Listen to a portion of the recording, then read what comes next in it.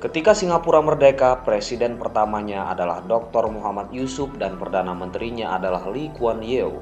Seperti negara-negara yang sedang berkembang lainnya, Singapura miskin dan kumuh. Pada waktu itu, Perdana Menteri Lee memperkenalkan konsep meritokrasi. Jika Singapura ingin maju, maka hendaknya warga Singapura lebih mengutamakan pemimpin yang cakap tanpa harus melihat latar belakang ras dan agamanya. Rupanya, konsep tersebut diterima masyarakat Singapura karena ras Tionghoa dominan dalam ekonomi dan pendidikan, maka warga negara Singapura keturunan Tionghoa lebih dominan di bidang ekonomi maupun pemerintahan. Sebaliknya, ras Melayu semakin pudar perannya. Bahkan, pada sekitar tahun 1975, pemerintah Singapura menghapuskan pelajaran bahasa dan kebudayaan Melayu di sekolah-sekolah Singapura. Bahasa yang diwajibkan pemerintah di sekolah adalah bahasa Inggris atau bahasa Mandarin. Dengan demikian, ras Melayu semakin terpojok. Beberapa pengamat Melayu seperti Hamka mulai mempersoalkan hal ini. Namun, Hamka harus menelan pil pahit karena beliau tidak diperkenankan masuk Singapura. Sikap pemerintahan Singapura terhadap warga Melayu menjadi perbincangan hangat ketika keluar kebijakan warga Melayu jika masuk menjadi tentara Singapura hanya dapat mencapai pangkat tertentu. Karirnya tak dapat diteruskan sampai jabatan puncak. Alasannya, warga Melayu diragukan kesetiaannya terhadap negara Singapura. Waktu berjalan terus, Singapura yang semula merupakan bagian dari Kesultanan Johor Melayu kini tampil berbeda. Dengan perkembangan yang sedang dan akan terjadi di Jakarta, banyak yang mempertanyakan apakah Jakarta akan berkembang serupa dengan Singapura? Konsep meritokrasi telah diamalkan mulai dari kasus Lurah Susan, lelang jabatan, dan pernyataan Ahok bahwa agama tak perlu dicantumkan di KTP. Opini bahwa warga kurang mampu harus keluar dari Jakarta semakin kuat. Kenaikan PBB 200% dirasakan beratnya oleh penduduk yang kurang mampu. Mereka pun bersiap-siap keluar Jakarta, pindah ke daerah pinggiran, serta menjual tanah dan rumahnya. Kalau kamu buat kehidupan gak cukup, ya kamu jual dong, begitulah nasihatnya Tempo Hari. Pedagang kaki lima mempunyai atribut yang jelek, mereka dianggap memacetkan jalan dan mengotori Jakarta. Janji manis kampanye dan kontrak politik pro rakyat seakan tak terbukti. Upaya relokasi ke Rusunawa kurang mempertimbangkan kesinambungan pendapatan, sehingga sebagian juga harus keluar dari Jakarta karena tidak mampu membayar uang sewa bulanan. Nelayan-nelayan pun tidak kalah mengharukan. Pasar ikan kawasan luar Batang yang penuh historis tergerus kuatnya mega proyek reklamasi Teluk Jakarta. Bagaimanakah wajah Jakarta di masa depan? Sekarang, jika Anda sempat menelusuri kepemilikan rumah di kawasan Menteng, sekitar Masjid Agung, sekitar separuhnya dimiliki oleh saudara-saudara kita etnis Tionghoa. Sudah tentu jika Anda sempat ke Pluit, Pantai Indah Kapuk, Glodok, dan Kelapa Gading, semuanya mayoritas adalah saudara kita etnis Tionghoa. Apakah warga pribumi di Jakarta akan menjadi minoritas dan menjadi penonton pembangunan Jakarta yang semakin gemerlap? Termasuk mega proyek reklamasi Teluk Jakarta? Apakah reklamasi teluk bermanfaat bagi warga Jakarta? Yang nyata-nyata sudah dijual oleh Agung Podomoro di Cina dengan kedok investasi? Atau hanya bermanfaat untuk segelintir orang tertentu? Apakah Jakarta akan berkembang seperti Singapura yang sebagian besar bisnis kepemilikan gedung dan rumahnya merupakan milik saudara-saudara kita etnis Tionghoa dan warga Jakarta akan terus terpinggirkan?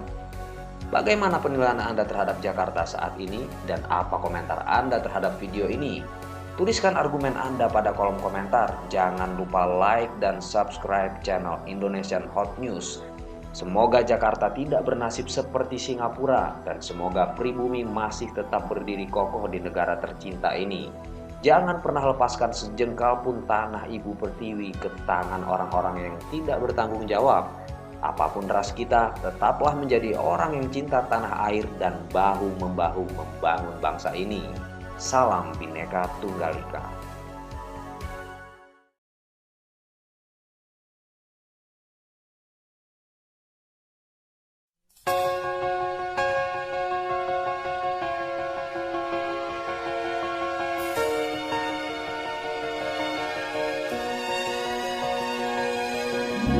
某个地方，情侣山水是每个人心中的期望。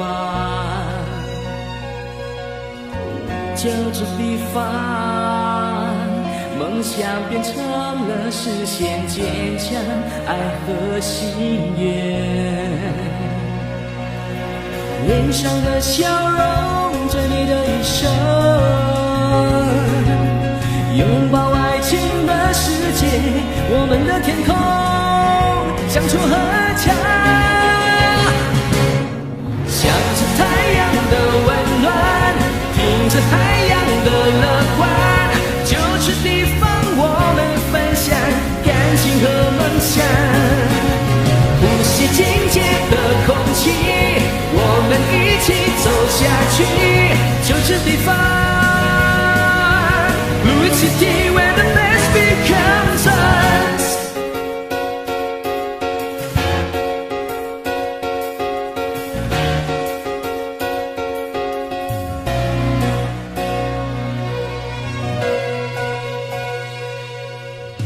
就这地方，梦想变成了实现坚强爱和心愿，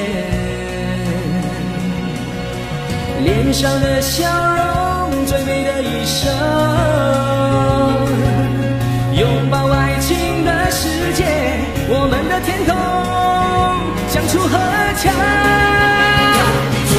向着太阳的温暖，听着海洋的乐观，就这地方我们分享感情和梦想，呼吸境界的空气，我们一起走下去，就这地方 Blue City where the best becomes us。 向着太阳的温暖，听着海洋的乐观，就这地方我们分享感情和梦想。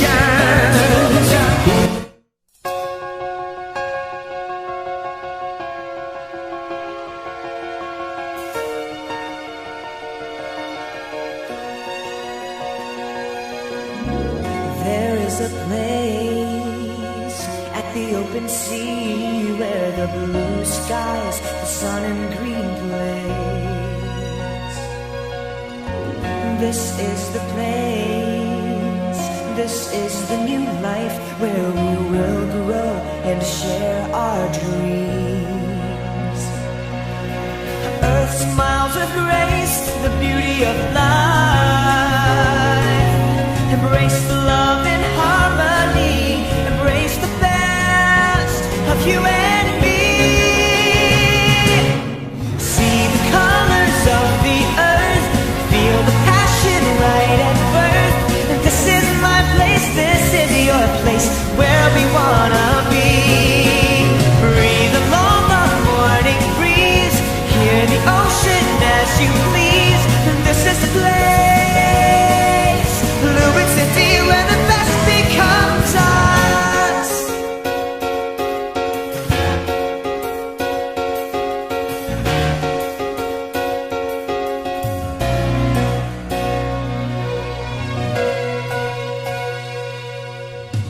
This is the place, this is the new life where we will grow and share our dreams.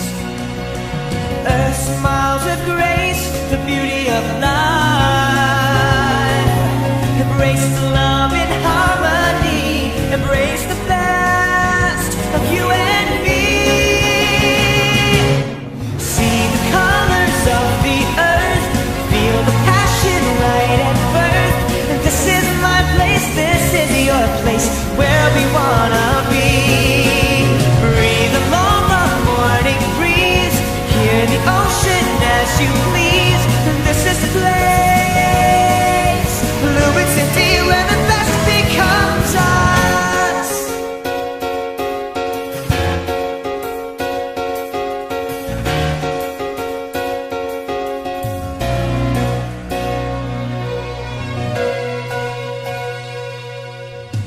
This is the place, this is the new life where we will grow grow and share our dreams.